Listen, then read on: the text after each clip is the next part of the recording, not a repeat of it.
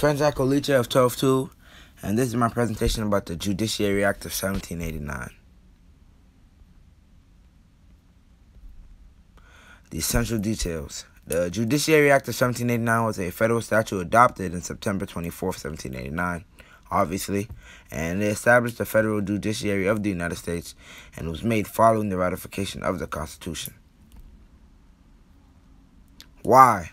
The Judiciary Act was made after the Constitution because in Article 3 concerning the judiciary branch there was a lack of specifications which Congress didn't want. In the Constitution, it made no provision for the composition or procedures of any of the courts, leaving this to Congress to decide. To avoid any issues wording in the Constitution, the Judiciary Act came to fruition. And basically, as the slide just said, the Judiciary Act basically covered all the loopholes that weren't covered in the Constitution, leaving nothing up to chance and basically avoiding any miscommunications that could be seen if we didn't make the Judiciary Act. What is it? The Act basically explained all the specifications that Constitution missed. It said the number of justices in the Supreme Court. It also created 13 judicial districts. And the main theme in the Act was the balance of power between the Supreme Court and the lower courts that the Constitution didn't elaborate on. So basically, the appellate courts or the district courts, all those lower courts below the Supreme Court, it was about the balance of power and how you would go about in a court case and stuff like that. The who's.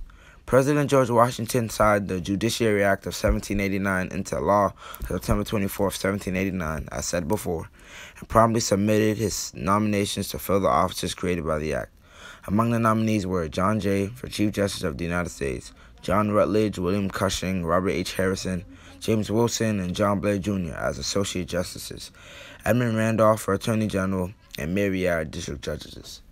So, basically, George Washington, he kind of created his all-star team in a way. He basically chose the people that he thought were best for the job for the Supreme Court and to carry out the laws that he needed to be carried out to create a better United States.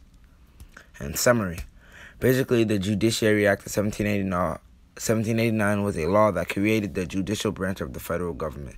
It determined the number of members in the Supreme Court, which is 6, the number of lower district courts, 13, and the idea that the Supreme Court can settle disputes between states, and the idea that the decision by the Supreme Court is final. Because if you are able to take your case all the way up to the Supreme Court, and the Supreme Court either agrees or disagrees with your decision, the case is over. And basically, that's it. That's all you need to know about the Judiciary Act. Thanks for listening.